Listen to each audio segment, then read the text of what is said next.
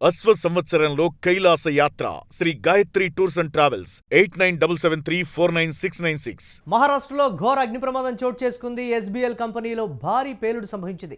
బాణాసంచో గోడౌన్లో మంటలు చెలరేగినట్లుగా తెలుస్తోంది. 15 మంది మృతి చెందినట్లుగా, అలాగే 15 మందికి తీవ్ర గాయాలైనట్లు సమాచారం. మృతుల సంఖ్య మరింత పెరిగేటువంటి అవకాశం ఉంది. ఇక పేలుడు ధాటికి భవనం ధ్వంసమైంది. నాగ్పూర్లోని కటౌల్ ప్రాంతాల్లో ఈ ఘటన జరిగింది. శనివారం ఏపీలోని కాకినాడ జిల్లా వేట్లపాలెంలోనూ అగ్ని ప్రమాదం జరిగింది. బాణాసంచా తయారీ కేంద్రంలో అగ్ని ప్రమాదం సంభవించినటువంటి పరిస్థితి ఉంది.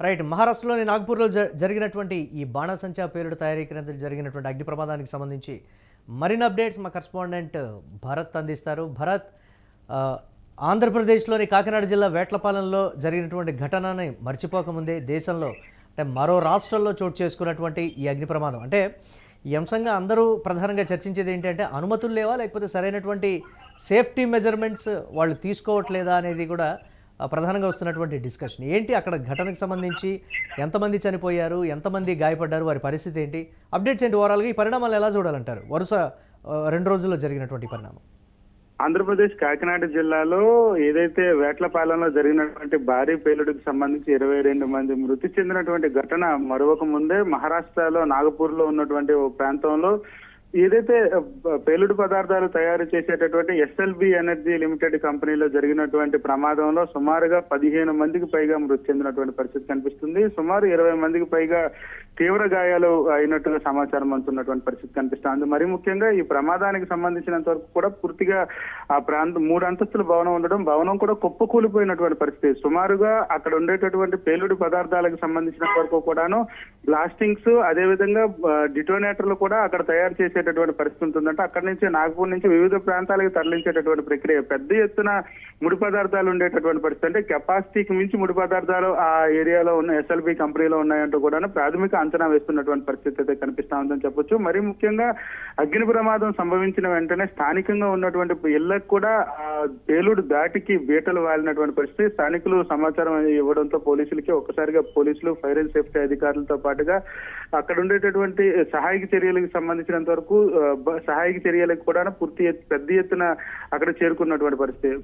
మరి ముఖ్యంగా ఫైర్ అండ్ సేఫ్టీ అధికారులు సుమారుగా 10 గంటల పాటు ఆ మంటలు ఆర్పినటువంటి సిచ్యువేషన్ అయితే కొనసాగిందంటూ కూడా ప్రాథమిక సమాచారం ఉంటుందని చెప్పొచ్చు. అంత పెద్ద మొత్తంలో పేలుడు సంబంధించినటువంటి పదార్థాలు నిల్వ చేసినటువంటి సిచ్యువేషన్ అయితే ఆ ప్రాంతంలో కొనసాగుతుందని చెప్పొచ్చు. అయితే పరిశ్రమ గోడౌన్లకు సంబంధించినంత వరకు పూర్తిగా కూడా పేలుడు పదార్థాలు మోతాదుకు మించి, అంటే అక్కడ స్టోరేజ్ కు మించి కన్నా ఎక్కువ ఉన్నాయంటూ కూడాను సమాచారం ఉంటుంది. ఈ నేపథ్యంలో బిల్డింగ్ కూడా కుప్పకూలిపోయినటువంటి నేపథ్యం.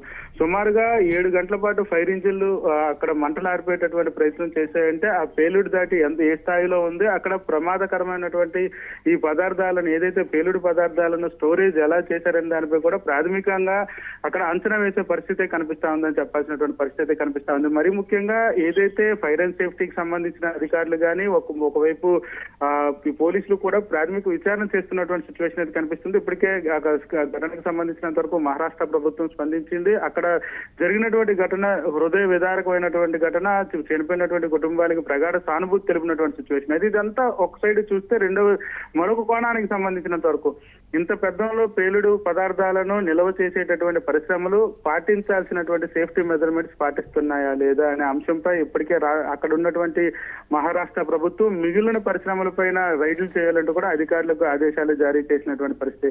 అయితే నిల్వ చేసేటటువంటి పదార్థాలకు సంబంధించినంత వరకు కూడాను ఏ స్థాయిలో నిల్వ చేయాలి, అక్కడ ఉండేటటువంటి కెపాసిటీ అంతా, అక్కడ పరిస్థితులు ఏదైతే ఒకవేళ స్టోరేజ్ ఉండేటటువంటి ప్రాంతంలో చుట్టుపక్కల ఇల్లు కూడా ఉండకుండా ఉండే విధంగా కూడా స్టోరేజ్ చేయాల్సి ఉంటుంది. మరీ ముఖ్యంగా ఒక పదార్థానికి మరొక పదార్థానికి మధ్య ఘర్షణ జరిగే అవకాశం లేకుండా నిల్వ చేయాల్సినటువంటి పరిస్థితి కనిపిస్తుంది. కానీ ఆ ప్రాంతంలో అలా నిల్వ చేశారా, మోతాదుకు మించి పేలుడు పదార్థాలు ఉన్నాయి అనుకుంటేనే అక్కడ ఏ పరిస్థితుల్లో స్టోరేజ్ ఉంటుందో కూడా ఇట్టే అర్థమయ్యే పరిస్థితి. ఈ నేపథ్యంలో అక్కడ ప్రభుత్వం ఇప్పటికే అధికారులకు ఆదేశాలు జారీ చేసింది. మరీ ముఖ్యంగా ఫైర్ అండ్ సేఫ్టీ గానీ మినిమం సేఫ్టీ మెజర్మెంట్స్ ప్రభుత్వాలు భరత్ అంటే ప్రభుత్వాలు ఇటువంటి బాణసంచా తయారీ గోడౌన్లకు సంబంధించి అటువంటి కేంద్రాల్లో నిరంతరం తనిఖీలు చేస్తూ ఆ సేఫ్టీ మెజర్స్ ఏ విధంగా ఉంటున్నాయనే దానికి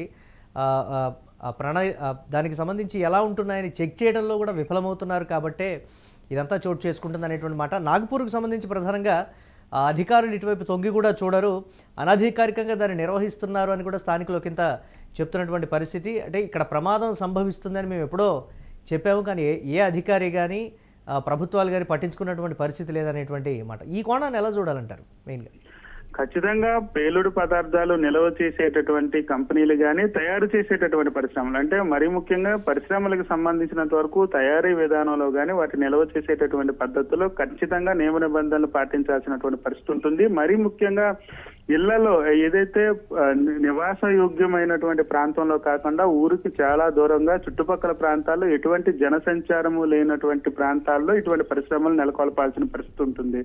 దాంతో పాటుగా ఫైర్ అండ్ సేఫ్టీకి సంబంధించినంత వరకు ఒక పదార్థానికి సంబంధించినంత వరకు ఆ పేలుడు సంభవించే పదార్థం అనుకుంటే దానికి మిగిలిన పదార్థాలతో కలవకుండా ఉండే విధంగా కూడా ఏర్పాటు చేయాల్సినటువంటి సిచ్యువేషన్ ఉంటుంది. మరొక వైపు పేలుడు పదార్థాలు నిల్వ చేసేటటువంటి గొడౌన్ ఏదైతే ఉందో ఆ గొడౌన్ లో ఖచ్చితంగా పవర్ సప్లై లేకుండా చూడాల్సినటువంటి పరిస్థితి.